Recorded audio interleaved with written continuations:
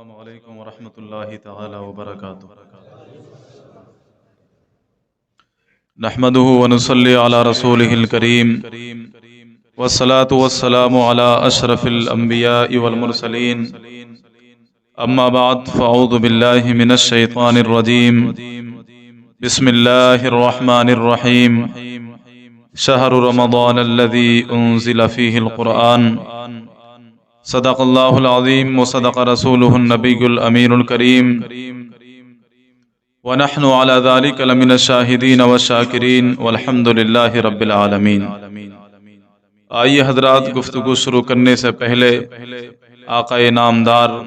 مدینے کے تاجدار، بے کسوں کے کس، بے بسوں کے بس، جناب محمد الرسول اللہ صلی اللہ علیہ وسلم کی بارگاہ میں درود شریف کی ڈالیاں نچھاور کریں، پڑھیں بآواز بلند اللہم صلی علی سیدنا و مولانا محمد وبارک وسلم، صلو علیہ الصلاۃ والسلام علیک۔ اللہ تبارک و تعالی قرآن مجید میں ارشاد فرماتا ہے، شہر رمضان الذی انزل فیہ القرآن، رمضان کا بابرکت مہینہ وہ مہینہ ہے کہ جس کے اندر قرآن مقدس نازل کیا گیا۔ حضرات، رمضان المبارک کے تعلق سے بہت ساری احادیث کریمہ وارد ہیں۔ قرآن کریم میں رمضان کی فضیلت اور برکت بتائی گئی ہے، لیکن رمضان المبارک کے بابرکت ہونے کا جو اصل وجہ ہے وہ یہ ہے کہ اس میں قرآن مقدس نازل کیا گیا۔ وہ قرآن مقدس جو عدل و انصاف کا سرچشمہ ہے، وہ قرآن مقدس جو انسان کے لیے ایک شفا کا نسخہ ہے، وہ قرآن مقدس جو کیمیائے سعادت ہے، وہ قرآن مقدس جو انسان کی نجات اور انسان کی کامیابی کا راستہ ہے۔ تو یہ ہم سب کے لیے، پوری عالم انسانی کے لیے یہ بڑے فخر کی بات ہے کہ اللہ تبارک و تعالی کا قرآن اس ماہ مبارک میں اتارا گیا ہے۔ کیونکہ آپ کسی بھی عاشق سے پوچھیں کہ یہ بتائیے کہ کون سا دن سب سے زیادہ اچھا ہے، تو اس کا جواب یہی ہوگا کہ وہ دن کہ جس دن اس کے محبوب نے اس کی طرف نظر کرم سے دیکھا۔ کسی عاشق زار سے پوچھیں، اگر اس کے دل میں عشق کے جذبات موجود ہوں گے، اس سے پوچھیں کہ کون سا شہر سب سے زیادہ اچھا ہے، تو اس کا جواب یہی ہوگا کہ وہ شہر کہ جہاں پر میرا محبوب بستا ہے۔ تو اس لیے ہر مومن کو یہ عقیدہ رکھنا چاہیے کہ دن بہت سے ہیں، مہینے بہت سے ہیں، لیکن سب سے بابرکت مہینہ یہ مہینہ ہے کہ جس مہینے کے اندر اللہ تبارک و تعالی نے ہماری طرف نظر کرم سے دیکھا، جس مہینے میں اللہ تبارک و تعالی نے ہم سے کلام کیا۔ عزیزان ملت اسلامیہ، قرآن مقدس کا نزول یہ کوئی عام واقعہ نہیں تھا، بلکہ یہ بہت عظیم واقعہ ہے، اور اس کی تجلیاں اس سے بھی اندازہ لگایا جا سکتا ہے کہ جب غار حرا کے اندھیروں میں قرآن کریم کی ایک کرن نازل ہوتی ہے، حضور علیہ الصلوۃ والسلام پر جب وحی کا نزول ہوتا ہے، تو یہ ایک ایسا عظیم تجربہ تھا جو اس سے پہلے کسی نے نہیں کیا تھا۔ قرآن مقدس کا، اللہ تبارک و تعالی کا ہم کلام ہونا، عزیزان ملت اسلامیہ، تو حضور کے ماتھے پر پسینہ تھا، اور جب گھر میں داخل ہوئے سرور کائنات تو ظاہری حالت یوں لگتی تھی کہ جیسے آپ پریشان ہیں۔ تو حضرت خدیجہ نے جو آپ کو تسلی دی ہے، وہ پوری امت مسلمہ کی خواتین کے لیے ایک درس ہے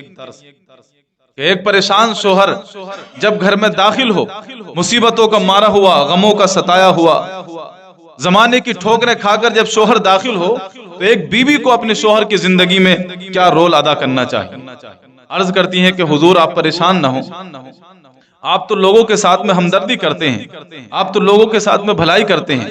آپ تو یتیموں کو سہارا دیتے ہیں، غریبوں کو سہارا دیتے ہیں، آپ کے ساتھ میں غلط نہیں ہوگا، یا رسول اللہ آپ پریشان نہ ہوں۔ حضرت خدیجہ نے یہ درس دیا ہے کہ جب ایک شوہر اپنے گھر میں زمانے کا ستایا ہوا، زمانے کی ٹھوکریں کھا کر داخل ہو، تو اس کی بیوی اس خلوص اور محبت سے اس کا استقبال کرے کہ اس کو یہ احساس ہو جائے کہ وہ زمانے کے غموں میں تنہا نہیں ہے، بلکہ اس کی بیوی اس کے ساتھ۔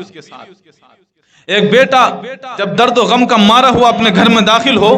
تو اپنی ماں کے آغوش میں آ کر تمام زمانے کے غموں کو بھلا دے۔ ایک بھائی جب اپنے گھر میں داخل ہو تو اس کی بہن اس کو اس طرح اخلاص و محبت سے پیش آئے کہ اس کو یہ احساس ہو جائے کہ وہ زمانے کی پریشانیوں میں تنہا نہیں ہے۔ عزیزان ملت اسلامیہ، حضرت خدیجہ یہ وہ خدیجہ ہیں کہ جنہوں نے ایک اتنے بڑے تاجر کی بیٹی تھی، اتنے بڑے تاجر کی بیٹی تھی کہ جب ان کا مال تجارت منڈیوں میں جاتا تھا تو منڈیوں کی رونق قائم ہو جاتی تھی۔ ناز و نعم کی پلی ہوئی حضرت خدیجہ، لیکن جب حضور کے دامن میں آتی ہیں تو عرض کرتی ہیں حضور آج سے یہ خدیجہ بھی آپ کی ہے اور خدیجہ کے پاس جو دولت ہے وہ بھی سب آپ کی، اور اس طرح ساری دولت کو دین کی تبلیغ میں خرچ کر دیا۔ آخری دور میں ایسا زمانہ آ جاتا ہے کہ فاقے کی نوبت آ جاتی ہے۔ حضرت خدیجہ پے در پہ فاقے کر رہی ہیں، گھر میں فاقے ہو رہے ہیں، کھانے کو کچھ موجود نہیں ہے، اور ایسی نوبت آ گئی کہ حضرت خدیجہ فاقوں کی وجہ سے بیمار ہو گئیں، اور وہی بیماری آپ کی آخری بیماری تھی جس نے آپ کو موت سے ملا دیا۔ تو جب آپ بستر پر لیٹی ہوئی تھی بیماری کی حالت میں تو آپ کی ایک سہیلی آتی ہے اور آ کر کہتی ہے خدیجہ میں تمہاری سہیلی ہوں، ہم دونوں نے ساتھ میں بچپن گزارا ہے، ہم ساتھ میں کھیلے ہیں، ساتھ میں ہماری پرورش ہوئی ہے، میرے دل میں آج بھی تمہارے لیے ہمدردی ہے، اگرچہ تم اسلام قبول کر چکی ہو، اگرچہ تم محمد کی غلامی اختیار کر چکی ہو، لیکن آج بھی میں تمہاری ہمدرد ہوں۔ میں تمہارے لیے اس لیے آئی ہوں، تمہارے پاس اس لیے آئی ہوں کہ مکہ والوں نے یہ سازش کی ہے کہ ہم محمد کو اس طرح سے ستایا جائے کہ اس کی بیوی خدیجہ کا انتقال ہو جائے تو مکہ والا کوئی اس کو کاندھا نہ دے، مکہ والا اس کو کوئی کاندھا نہ دے، اور مکہ کے قبرستان میں اس کو دفن نہ کیا جائے۔ اس طرح کی باتیں کر رہے ہیں مکہ والے۔ میں تمہارے پاس اس لیے آئی ہوں، تم صرف اپنی زبان سے ایک بار کہہ دو کہ میں نے محمد کا کلمہ دھوکے سے پڑھ لیا تھا، میں نے محمد کا کلمہ نادانی سے پڑھ لیا تھا، مکہ والوں کو میں سمجھا لوں گی۔ وہ خدیجہ جو اٹھ نہیں سکتی تھی، وہ خدیجہ جو گفتگو نہیں کر سکتی تھی، اٹھ کر بیٹھ جاتی ہیں اور کہتی ہیں با خدا تو یہ کہتی ہے کہ میں نے محمد کا کلمہ دھوکے سے پڑھا ہے؟ ارے عقل و خرد کی ہزار ہم بلندیوں نے میرے قدموں کو بوسہ دیا ہے، تب جا کر محمد کی غلامی میں آئی ہوں، اور تو کہتی ہے کہ مکہ والے مجھے قبرستان میں دفن نہیں ہونے دیں گے۔ تو مجھے اپنے رب کی رحمت سے یہ امید ہے اگر مکہ والے مجھے دفن نہیں ہونے دیں گے تو پروردگار مجھے جنت میں دفن فرمائے۔ اور تو کہتی ہے کہ مکہ والے مجھے کانا نہیں دیں گے، مجھے اپنے محبوب کی رحمت سے یہ امید ہے اگر مکہ والوں نے مجھے کانا نہیں دیا تو آسمان سے فرشتے مجھے کانا دینے کے لیے آئیں گے۔ عزیزان ملت اسلامیہ، تو عرض کر رہا تھا اللہ تبارک و تعالی قرآن مجید میں ارشاد فرماتا ہے شہر رمضان الذی انزل فیہ القرآن، رمضان کا مہینہ وہ مہینہ ہے کہ جس کے اندر قرآن مقدس نازل کیا گیا۔ اور اللہ تبارک و تعالی دوسری آیت کریمہ میں ارشاد فرماتا ہے یا ایھا الذین آمنوا کتب علیکم الصیام کما کتب علی الذین من قبلکم لعلکم تتقون، اے ایمان والو تم پر روزے فرض کر دیے گئے جس طرح سے پچھلی امتوں پر فرض کیے گئے تاکہ تم متقی بن جاؤ۔ تو روزے کا اصل مقصد ہے تقوی۔ اور عزیزان ملت اسلامیہ، یہ ہر مومن کے تجربے میں یہ بات ہوگی کہ واقعی رمضان جو ہے روزے انسان کو متقی بنا جاتے ہیں۔ آپ ذرا غور کیجئے کہ انسان جب اللہ تبارک و تعالی کی رضا کے لیے صبح سے شام تک بھوکا و پیاسا رہتا ہے، طرح طرح کی غذائیں، لذتیں، میٹھے مشروبات اس کے سامنے ہوتے ہیں لیکن ان کو کھاتا نہیں ہے، سب طرف سے ہاتھ روک لیتا ہے صرف اس لیے کہ اللہ تبارک و تعالی کو راضی کرنا ہے۔ جب وہ راستے میں بازار میں نکلتا ہے اس کا نفس اسے بے حیائی اور بد نظری کے لیے ابھارتا ہے، لیکن اس کو خیال آتا ہے کہ میں بھوکا اور پیاسا کس کے لیے ہوں؟ اللہ تعالیٰ کی رضا کے لیے۔ جیسے ہی اس کو یہ خیال آتا ہے اس کی نظر جھک جاتی ہے۔ اسی چیز کا نام تقویٰ ہے۔ انسان کو ایسے اتفاق پڑتا ہے جھوٹ بولنے کا، لیکن جب اسے یاد آتا ہے کہ میں بھوکا اور پیاسا صرف اور صرف اللہ کی رضا کے لیے ہوں، فوراً اس کی زبان رک جاتی ہے۔ اسی چیز کا نام تقویٰ ہے۔ نفس اس کے قدموں کو گناہوں کی طرف لے جاتا ہے، لیکن جب اسے خیال آتا ہے کہ میں روزے دار ہوں اور اس بھوک کا اور پیاس کا کیا فائدہ اگر میں اس کے باوجود بھی گناہ کروں تو وہیں پر اس کے قدم رک جاتے ہیں۔ اسی چیز کا نام تقویٰ ہے۔ عزیزان ملت اسلامیہ، اور روزہ انسان کو متقی بناتا ہے، یہ کسی اور کا فیصلہ نہیں ہے، یہ پروردگار عالم کا فیصلہ ہے۔ لیکن حضرات، اسی لیے حضور علیہ الصلوۃ والسلام ارشاد فرماتے تھے، جیسے ہی رمضان المبارک کا مہینہ داخل ہوتا تو ایک خطبہ ارشاد فرماتے ہیں، اے ایمان والو، تمہارے پاس ایک عظیم مہینہ جلوہ فگن ہونے والا ہے۔ آپ ذرا سوچئے کہ رسول اعظم جس کو عظیم کہیں اس کی عظمت کا کون اندازہ کر سکتا ہے؟ وہ جو کائنات میں سب سے عظیم ہے، رسول اور نبیوں میں سب سے عظیم ہے، اگر وہ کسی مہینے کو عظیم کہیں تو اس کی عظمت کا کوئی اندازہ نہیں لگایا جا سکتا۔ اور یہ حضور کی ہم سے محبت ہے کہ رمضان آنے سے پہلے ہم کو ہدایت فرما رہے ہیں تاکہ ہم گناہوں سے توبہ کر لیں۔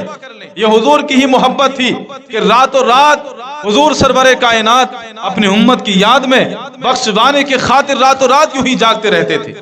ایک رات تو حضور کو اس طرح گزری، ان تعذبہم فانہم عبادک، یہ آیت کریمہ حضور رات میں بار بار اس کو ارشاد فرماتے ہیں، ان تعذبہم فانہم عبادک، اگر تو ان کو عذاب دے گا تو پروردگار یہ تیرے ہی بندے ہیں۔ اس آیت کا مفہوم سمجھیے اور اس کو احساس دیکھیے کہ جب آپ اپنے بیٹے پر ناراض ہوں اور اس کو ماننے کے لیے اپنا ہاتھ اٹھائیں، اتنے میں ہی امام صاحب پہنچ جائیں اور امام صاحب کہیں کہ دیکھیے آپ مار تو رہے ہیں لیکن آپ ہی کی اولاد ہے، یہ آپ ہی کا بیٹا ہے۔ اتنا کہنا ہوگا کہ آپ کے دل میں باپ کی شفقت جو ہے ابھر جائے گی اور فوراً آپ کا ہاتھ رک جائے گا۔ حضور یوں ہی اسی انداز میں ارشاد فرما رہے ہیں، ان تعذبہم فانہم عبادک، پروردگار اگر تو ان کو عذاب دے گا تو یہ تیرے ہی بندے ہیں، تیرے ہی پیدا کیے ہوئے ہیں، یہ چہرے تیرے ہی بنائے ہوئے ہیں، پروردگار تو ان کو عذاب دے گا تو یہ تیرے ہی بندے ہیں، تاکہ اللہ تبارک و تعالی کی رحمت جوش مار۔ اور ایک رات تو حضور نے اس طرح گزاری، اللہم امتی اللہم امتی، اے پروردگار یہ میری امت میری امت، اس کے علاوہ کچھ نہیں کہا، میری امت میری امت۔ یہ کون سا انداز ہے؟ یہ وہ انداز ہے، آپ ذرا غور کیجئے کہ ایک ماں جب اس کا بچہ بیمار ہو اور زیادہ بیمار نہ ہو، جب وہ ڈاکٹر کے پاس اس کو لے کر جاتی ہے تو وہ کہتی ہے، ڈاکٹر بڑی تفصیل سے بیان کرتی ہے، ڈاکٹر صاحب کے یہ کھانا نہیں کھا رہا ہے، یہ رات سے سویا نہیں ہے، اس کے سر میں درد ہے، پیٹ میں درد ہے، اس کو بھوک نہیں لگ رہی ہے، بڑی تفصیل سے بیان کرتی ہے۔ لیکن جب وہی بچہ حد سے زیادہ بیمار ہو جائے، بولنا بند کر دے، چلنا پھرنا بند کر دے اور اس کو لگے کہ اس کی آخری سانسیں چل رہی ہیں، تب وہ ڈاکٹر کے پاس جا کر اس کی تفصیل بیان نہیں کرتی ہے،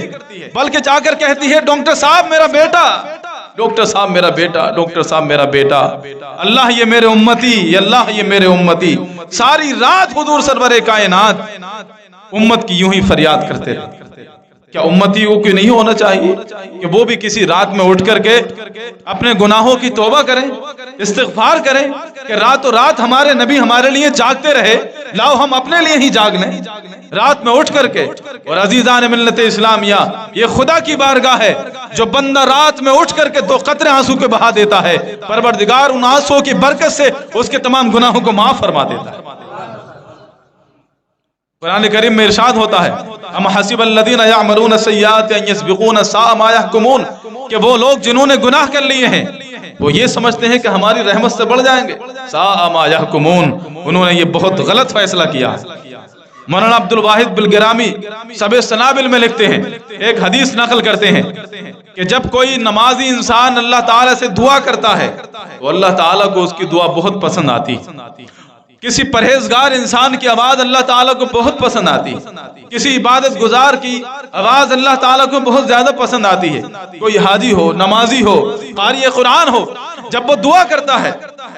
تو اللہ تبارک و تعالیٰ کو اس کی آواز بے انتہا پسند آتی ہے۔ لیکن آگے آپ ارشاد فرماتے ہیں، آگے آپ نقل کرتے ہیں، لیکن اس سے بھی زیادہ اگر کسی کی آواز پسند آتی ہے تو اس گنہگار کی آواز پسند آتی ہے جو رات کی تنہائی میں اٹھتا ہے، خدا کی بارگاہ میں آنسو بہاتا ہے اور عرض کرتا ہے، پروردگار میرے گناہوں کو معاف فرما دے۔ اللہ تعالیٰ کو اس گنہگار کی آواز اس پرہیزگار سے زیادہ پسند آتی ہے۔ ایک اور بات میں آپ کو بتاؤں، آپ کا ایمان تازہ ہو جائے گا۔ حضرت عباس رضی اللہ تعالیٰ عنہ جب ایک آیت پڑھتے تھے، فَقُولَا لَهُ قَوْلًا لَيِّنًا، یہ جب اللہ تبارک و تعالیٰ نے حضرت موسیٰ کو حکم دیا تھا کہ جاؤ اور جا کر کے فرعون سے بات کرو، لیکن نرمی سے بات کرنا، یہ ہدایت فرمائی تھی، نرمی سے بات کرنا۔ تو حضرت عباس جب اس آیت کو پڑھتے تھے تو زارو قطار رونے لگتے تھے، زارو قطار روتے تھے۔ تو آپ کے شاگردوں نے پوچھا حضور اس آیت میں کون سی ایسی چیز آپ کو نظر آتی ہے کہ آپ اس کو پڑھ کر زارو قطار رونے لگتے ہیں؟ تو کہا رونے کا سبب یہ ہے، میں یہ دیکھتا ہوں کہ اللہ تعالی بندے اتنے گنہگار ہیں پھر بھی اس کی رحمت کتنی ہے، پھر بھی کتنا وہ پیار کرتا ہے۔ ذرا دیکھو تو فرعون کون سا گناہ اس نے نہیں کیا تھا، ہزاروں بچوں کا قاتل تھا، ہزاروں لوگوں کا قاتل تھا، ظلم و ستم کے پہاڑ ڈھائے تھے، خدا سے بغاوت کی تھی، خدا کی خدائی کو چیلنج کیا تھا اور کہتا تھا کہ میں خدا ہوں، انا ربکم الاعلی، میں خدا ہوں۔ ذرا سوچو کہ جو انسان یہ کہتا ہے میں تمہارا خدا ہوں، انا ربکم الاعلی، اللہ تعالیٰ اس سے بھی یہ کہتا ہے جا کے نرمی سے بات کرنا، جب اس کے ساتھ اتنی رحمت کا معاملہ کرتا ہے تو جو انسان سجدے میں گر کر سبحان ربی الاعلی کہتا ہوگا اس کے سامنے کتنی رحمت کا معاملہ کرتا ہوگا۔ جو سجدے میں گر کے یہ کہتا ہے پروردگار تو ہی خدا ہے، تو ہی کائنات کا مالک ہے، تو ہی پالنہار ہے، اس کے ساتھ میں اللہ تعالیٰ کتنی رحمت کا معاملہ فرماتا ہوگا۔ عزیزان ملت اسلامیہ، اس ماہ مبارک میں زیادہ سے زیادہ عبادت کیجیے، کیونکہ اس میں ہر نفل کا جو ثواب ہے فرض کے برابر دیا جاتا ہے اور فرض کا کئی گنا بڑھا دیا جاتا ہے۔ یہ اس ماہ مبارک کی عظمتیں اور اس ماہ مبارک کی برکتیں ہیں۔ عزیزان ملت اسلامیہ، اسلام میں جتنے بھی عبادت ہیں تو اس کا مقصد صرف بندے اور خدا کے درمیان میں رابطہ پیدا کرنا نہیں ہے، خدا اور بندے کے درمیان میں رابطہ پیدا کرنا تو ہے ہی، ساتھ ہی ساتھ اس میں معاشرے کی فلاح اور لوگوں کی کامیابی کے ذرائع بھی اور راز بھی پوشیدہ ہے۔ آپ روزے کو لے لیجیے، یہ صبح سے شام تک بھوکا اور پیاسا رہنے کا نام نہیں ہے، بلکہ اس کے اندر بہت ساری حکمتیں ہیں، بہت ساری حکمتیں۔ ذرا سوچئے کہ وہ پروردگار جو کائنات کا مالک ہے، کائنات کو روزی دیتا ہے، رزق فراوہ دیتا ہے، کیڑے مکوڑوں کو رزق دیتا ہے، پتھروں میں پوشیدہ مخلوق کو غذا دیتا ہے، سمندروں میں مخلوق کو غذا دیتا ہے، وہ پروردگار ہم سے کہتا ہے کہ تمہیں ایک مہینہ بھوکا رہنا ہے۔ کیا وجہ ہے؟ اس کے یہاں رزق کی کوئی کمی نہیں ہے، پھر بھی بھوکا رکھنے کا حکم کیوں دیتا ہے؟ تو آپ ذرا دیکھیے، غور کیجئے کہ دنیا کے اندر بہت ساری تنظیمیں ہیں جو یہ کوشش کر رہی ہیں کہ دنیا سے بھوک کو ختم کیا جائے، لیکن وہ جتنی کوششیں کر رہی ہیں بھوک اتنی ہی بڑھتی چلی جا رہی ہے۔ پہلے شہر بھوکے ہوتے تھے، اب ملک کے ملک بھوکے ہیں۔ افریقہ دیکھیے بھوک کی چپیٹ میں ہے۔ جتنی یہ تنظیمیں کوشش کر رہی ہیں اتنی ہی بھوک بڑھتی جا رہی ہے۔ آخر وجہ کیا ہے؟ وجہ یہ ہے کہ جو لوگ بھوک کو ختم کرنا چاہتے ہیں انہیں معلوم ہی نہیں ہے کہ بھوک ہوتی کیا چیز۔ اللہ تبارک و تعالی نے ایک مہینے روزے رکھنے کا حکم دیا تاکہ تمہیں یہ احساس ہو سکے، بھوک کا احساس کر سکو، اور تمہیں یہ احساس ہو سکے کہ غریب پورا سال کس طرح سے بھوکا رہتا ہے، کہ جب ہم ایک مہینہ اپنی اختیاری بھوک برداشت نہیں کر سکتے ہیں، جب ہم ایک مہینہ اختیاری ہماری بھوک کا یہ عالم ہے، تو سوچو غریب کی اضطراری بھوک کا کیا عالم ہوگا۔ تاکہ ہمیں غریبوں کی بھوک کا احساس ہو سکے، ان کے درد کا احساس ہو سکے، ان کی غربت کا احساس ہو سکے، اس کا بھی اس کے اندر راز پوشیدہ ہے۔ نماز صرف بندے اور خدا کے ربط کا نام نہیں ہے، بلکہ اس کے اندر بھی بہت ساری حکمتیں ہیں۔ پوری دنیا یہ کوشش کر رہی ہے کہ تمام لوگوں کو ایک ساتھ جمع کیا جائے، لیکن نہیں کر پائے۔ یہ پروردگار عالم ہے کہ اس نے دن میں 5 بار یہ حکم دیا کہ تمہیں ایک دوسرے سے کاندھے سے کاندھا ملا کر کھڑا ہونا ہے۔ امیری غریبی کا کوئی فرق نہیں، رنگ و نسل کا کوئی فرق نہیں، خطے کا اور علاقے کا کوئی فرق نہیں، تمہیں 5 مرتبہ ایک دوسرے سے کاندھے سے کاندھا ملا کر کھڑا ہونا ہے۔ اور جب تم 5 مرتبہ کاندھے سے کاندھا ملا کر کھڑے ہو جاؤ گے تو اللہ تبارک و تعالی تمہارے دلوں کو ملا دے گا۔ اور امیری اور غریبی کا فرق کس طرح مٹایا، اس پر غور کیجیے۔ جو نمازی پہلے آ گیا غریب ہے وہ پہلی صف میں بیٹھتا ہے، امیر چاہے کتنا ہی امیر زیادہ ہو بعد میں آیا تو وہ پچھلی صف میں بیٹھتا ہے۔ اب ذرا اس نظارے کا تصور کیجئے کہ جب سجدے میں جاتے ہیں تو جہاں پر غریب کے قدم رکھے ہوئے ہیں وہاں امیر کا سر رکھا ہوا۔ یہ اللہ تبارک و تعالی کی بے شمار عبادات کے اندر حکمت ہے۔ عزیزان ملت اسلامیہ، وقت مختصر ہے اور ابھی مسجد کے اخراجات کے لیے آپ حضرات کو اس میں تعاون کرنا ہے، صدقات، خیرات اور جس طرح سے بھی امدادی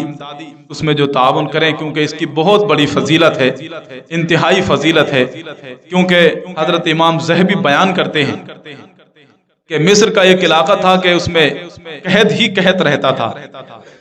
ایک وقت گزر گیا، قحط ختم نہیں ہو رہا تھا، لیکن میں نے دیکھا کہ دھوپ کے اندر، تپتی ہوئی دھوپ کے اندر ایک بادل کا ٹکڑا آتا تھا اور تمام کھیتوں کو، کھلیانوں کو پار کرتا ہوا، تمام باغاتوں کو پار کرتا ہوا ایک کھیت کے سامنے کھڑا ہو جاتا، سایہ کر لیتا اور خوب بارش ہوتی اور اس کے بعد پھر چلا جاتا۔ تو میں نے سوچا آخر کیا وجہ کیا ہے، راز کیا ہے؟ تو عام بیان کرتے ہیں میں تلاش کرتا ہوا اس شخص، اس کھیت کے مالک کے پاس پہنچا اور اس سے کہا کہ میں نے ایسا ماجرا دیکھا ہے کہ بادل کا ٹکڑا صرف تمہارے کھیت کے لیے برسنے کے لیے آتا ہے، تمہارا کون سا ایسا عمل ہے؟ تو اس شخص نے جواب دیا نہ جانے کون سا عمل ہے، لیکن میں جہاں تک سمجھتا ہوں تو میرا یہ عمل ہے کہ میری کھیتی میں جو بھی پیدا ہوتا ہے تو میں اس کا عشر ادا کرتا ہوں اور سال بھر صدقہ کرتا رہتا ہوں۔ عزیزان ملت اسلامیہ، صدقے کی بہت بڑی فضیلت ہے اور نہ جانے کتنی پریشانیاں اس سے ٹل جاتی ہیں، کتنی مصیبتیں اس سے ٹل جاتی ہیں۔ راہ خدا میں زیادہ سے زیادہ جو انسان خرچ کرتا ہے، اللہ تعالیٰ اس کے دل کو، دماغ کو، اس کے ایمان کو مضبوط کر دیتا ہے۔ اس کے اندر ایک خودداری کی عادت پیدا ہوتی ہے، ایک ایمان کا جذبہ پیدا ہوتا ہے، اس کی دولت اور اس کی عزت کی حفاظت پروردگار عالم فرماتا ہے۔ اللہ تبارک و تعالی سے دعا ہے ہم سب کو عمل کرنے کی توفیق عطا فرمائے، دین کے کاموں میں سے زیادہ بڑھ چڑھ کر حصہ لینے کی توفیق عطا فرمائے۔ السلام علیکم ورحمۃ اللہ۔